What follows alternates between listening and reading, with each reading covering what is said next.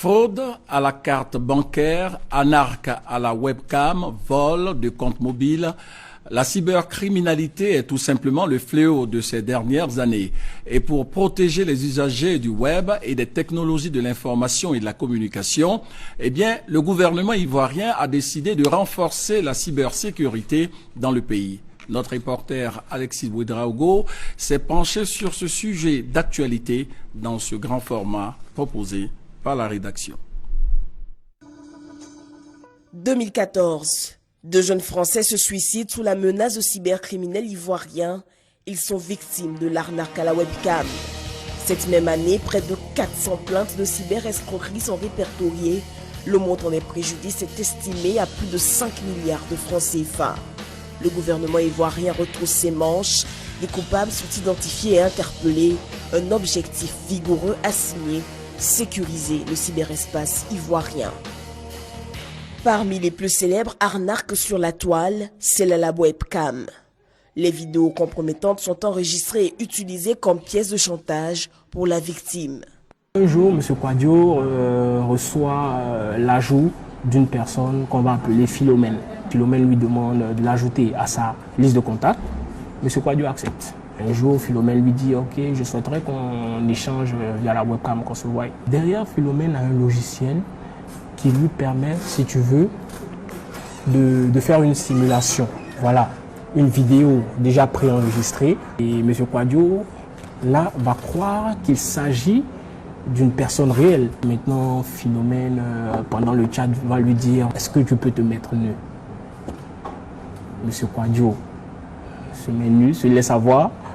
Et pendant ce temps, là-bas, Philomène procède à des enregistrements. Selon la direction ivoirienne de l'informatique et des traces technologiques, au-delà de l'arnaque au sentiment, la cybercriminalité concerne aussi l'organisation de fausses loteries, les fraudes sur les cartes bancaires, les SMS de fausses promesses d'emploi ou d'immigration et de plus en plus d'arnaques liées aux services de paiement par téléphone mobile. Les moyens de paiement mobiles sont en train de se généraliser. Nous recevons beaucoup de plaintes de personnes, d'Ivoiriens, qui voient leur crédit disparaître, tout ça. Donc on a de moins en moins d'arnaques classiques et de plus en plus de petites arnaques liées justement à ces comptes mobiles. Si pendant longtemps les agressions étaient tournées vers l'extérieur, 60% pour la France, à ce jour, le ratio des victimes résidant en Côte d'Ivoire est de plus en plus important.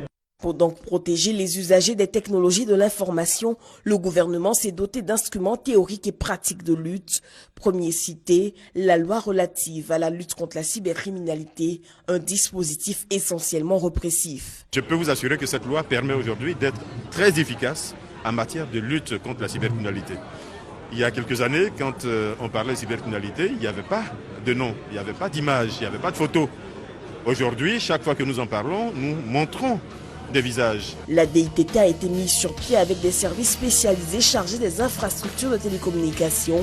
Elle apporte une assistance technique aux services répressifs de la justice.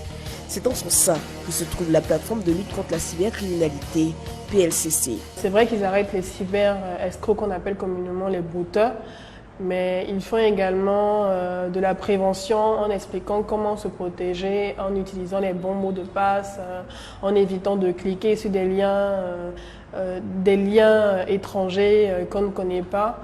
La PLCC a d'ailleurs mis en place un dispositif de plainte en ligne et dispose d'une page Facebook qui diffuse régulièrement des conseils et avis de recherche sur les escrocs identifiés.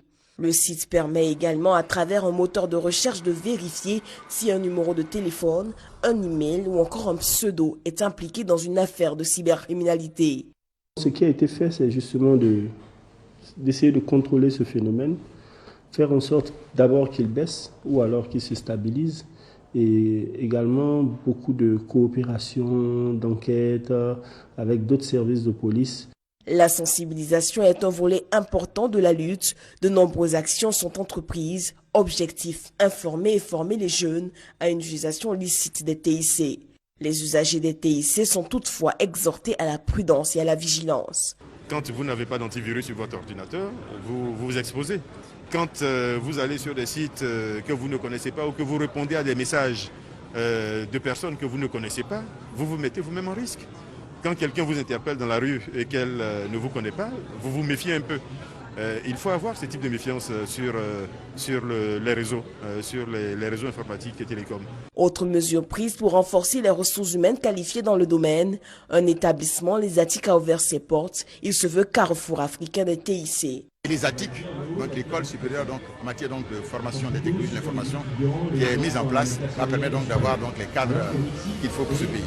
Pour l'heure, les efforts fournis par la Côte d'Ivoire en matière de lutte sont salués, même si beaucoup d'actions restent à faire, notamment la poursuite de l'identification des cybercafés et des personnes les fréquentant, ou encore le renforcement des moyens d'intervention des services en charge de la prévention et de la répression.